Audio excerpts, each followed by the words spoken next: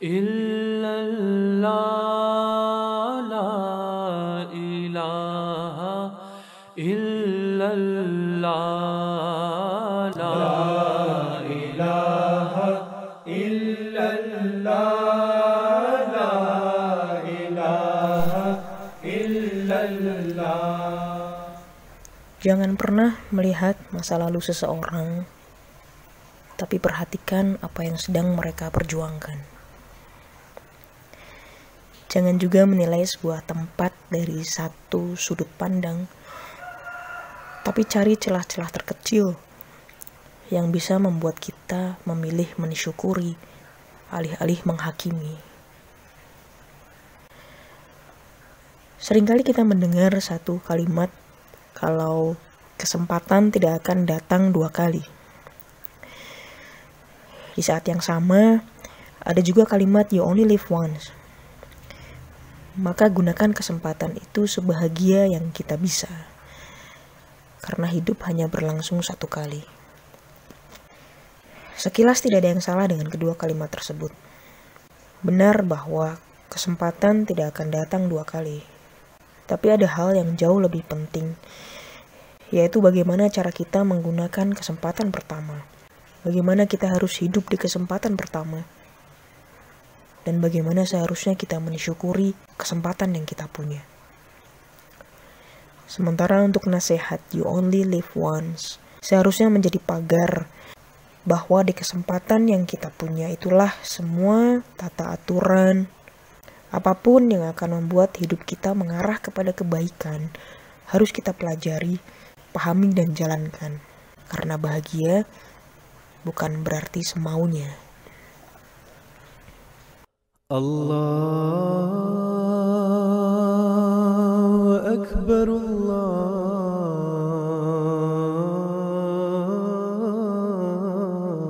Akbar. Tidak ada manusia yang bisa memilih di keluarga mana ia akan dilahirkan. Dan di lingkungan apa dia dibesarkan. Begitulah para Ahmadi keturunan. Yang tidak pernah bisa memilih dari keluarga mana ia harus lahir. Dan secara otomatis akan mendapat predikat sebagai keturunan seorang Ahmadi. Ketika belum tahu apa-apa, seorang anak kecil pasti akan menuruti kemauan ayah ibunya untuk berangkat ke masjid yang sama. Mengikuti kegiatan dan menimba ilmu hanya di tempat itu saja. Tapi beranjak dewasa, rasanya wajar jika seseorang bertanya, apakah selama ini semuanya benar? Saya tidak akan mengelak cerita bahwa kaki ini pernah melangkah menjauh dari bahtera Imam Mahdi. Apalagi jika yang saya lakukan, saya bukan sekedar berhenti, bahkan saya berada di kelompok yang berseberangan dengan jemaat ini. Saya membela orang yang paling keras menentang jemaat Ahmadiyah. Meskipun di saat yang sama, ya saya sadar kalau hal ini berarti saya adalah seorang anak yang sedang menentang orang tuanya. Tapi saya sadar betul orang tua saya sudah memberikan pendidikan kejemaatan yang baik. Setiap ada kegiatan selalu diajak, dikenalkan dengan masjid, KPA, kemudian dengan buku-buku jemaat gitu ya. Kelas 3 SD itu saya ingat banget, saya disuruh baca buku filsafat ajaran Islam dan 3 masalah penting. Saya bilang saya nggak tertarik. Saya lebih tertarik baca buku Official Verslag Debat. Karena membaca buku itu tuh imajinasi saya main gitu ya. Ngebayangin kejadian ketika debat gitu ya, walaupun nggak tahu benar atau enggak gitu. Jadi ada orang-orang di podium gitu, mereka debat dengan kepiawaiannya mempertahankan pendapat gitu. Nah, itu seru buat saya. Dan di rumah juga ada foto-foto khalifah ya, di ruang keluarga. Brosur-brosur juga sengaja diletakkan di meja tamu di rumah itu untuk mendidik kita, mendidik anak-anak. One day kalau ada teman-teman sekolah kita yang main ke rumah, itu kita harus bisa cerita ini apa gitu, ini foto siapa, kita harus berani cerita gitu. Tuh sama kakek terutama ya, dan juga sama orang tua dibiasakan seperti itu di rumah. Dan rasanya saya cukup pede gitu dengan berbekal ilmu dari baca buku. Nah, sampai akhirnya kejadian Jalsah Parung ketika markas diserang ya. Kita memang nggak ada di sana waktu itu. Kita nggak ada di tempat kejadian. Tapi pemberitaan TV waktu itu kan luar biasa ya. Ditambah satu kompleks rumah itu yang Ahmadiyah cuma keluarga saya dan masjid. Ada puluhan kakak yang Ahmadi cuma satu. Jadi ketika kejadian ya, istilahnya kita itu gempur serumah gitu ya. Saya ngelihat ibu saya shock gitu, sampai berhari-hari nggak bangun dari tempat tidur. Kita keluar rumah, tetangga pada ngeliatin. Saya di sekolah ditanya sama guru dan teman-teman gitu, dan muncullah rasa takut di dalam diri saya gitu waktu itu.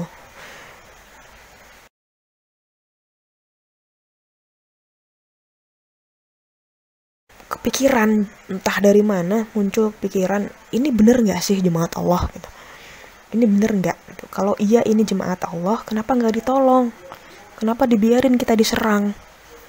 Alhasil setelah ibu saya pulih, saya ingat waktu itu di satu acara kumpul keluarga besar gitu ya, saya bilang, ada yang nggak mau kena musibah cuman gara-gara keyakinan. Ibu saya nasehatin waktu itu, nak, hati-hati, kamu bisa hancur kalau jauh dari jemaat. Jangan pernah tinggalin jemaat sehebat apapun kamu nanti. Dan memang gak lama dari situ saya beres kuliah dan kerja. Tapi dengan itu semua, lihat apa yang saya dapat gitu waktu itu dalam benak saya. Saya punya kerjaan bagus, saya punya karir hebat, saya bisa punya semua yang selama ini gak pernah ada. Tanpa minta ke orang tua, saya gak pernah khawatir dengan dunia. Saya bisa penuhi apa yang saya mau. Bahkan saya berpikir saya bisa penuhi apa yang keluarga saya minta. Dan saya semakin berpikir bahwa keluar dari atau berhenti beraktivitas di jemaat ini semua akan baik-baik saja. Dan alih-alih merasa durhaka, saya justru terus larut di dalam kesombongan bahwa jalan saya lah yang paling benar. Sekeras mungkin saya berusaha untuk tidak kembali kepada Ahmadiyah. Bahkan saya berpikir untuk sebisa mungkin mengajak keluarga untuk menyudahi semuanya, untuk memilih jalan Islam yang mayoritas atas nama hidup tenang, supaya jauh dari caci maki dan bahkan persekusi. Sampai tiba saatnya sebuah takdir buruk harus terjadi. Dalam waktu yang sangat singkat saya benar-benar kehilangan semuanya. Pekerjaan, jabatan, teman, bahkan saya pikir saya sudah kehilangan harga diri sebagai manusia. Dan kesedihan ini membuat saya semakin terpuruk. Sedih ini hampir berlarut-larut dan berujung pada putus asa ketika saat itu juga saya kehilangan sosok istimewa dalam hidup saya. Seorang yang karena dialah saya bisa hidup. Dari tangan dialah saya menerima banyak sekali pelajaran.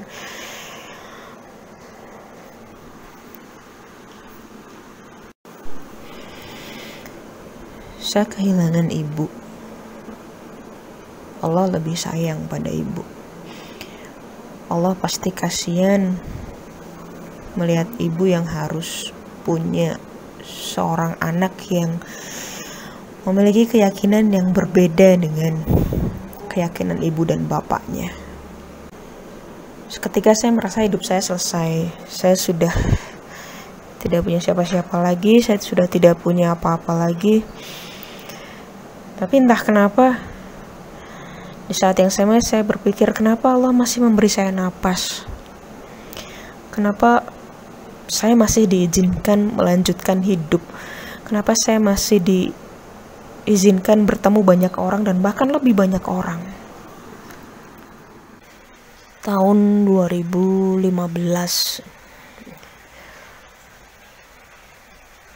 saya rasa apa yang saya kumpulkan selama ini selama kerja, rumah, kendaraan, tabungan, jabatan, itu hilangnya cepat sekali, seperti hilang cuman butuh 1 hari gitu. Tapi dalam kondisi itu pun saya masih denial, saya masih ada penolakan dalam diri saya.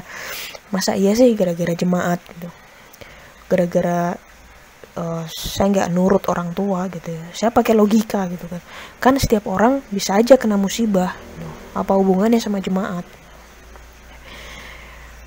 Saya kemudian di tengah kondisi labil gitu ya, saya memilih bergabung dengan salah satu manhaj atau kelompok Islam dengan hobi yang saya punya gitu ya, nulis, bikin skenario, berkreasi pakai gambar atau video gitu. Saya gabung di bagian media dan publikasi di kelompok tersebut. Tugas saya setiap hari saya bikin flyer tentang ajaran Islam, adab, hadis, sunnah, hukum-hukum muamalah gitu. Saya bikin itu lalu share ke tim yang nanti akan ngeblas di media sosial. Satu waktu ada satu kaidah atau satu adab yang saya sedang bikin flyernya, itu tentang perempuan. Isinya bahwa sebaiknya perempuan itu menjaga harga dirinya dengan menutup aurat, menjaga pergaulan, dan juga tidak selfie di media sosial gitu.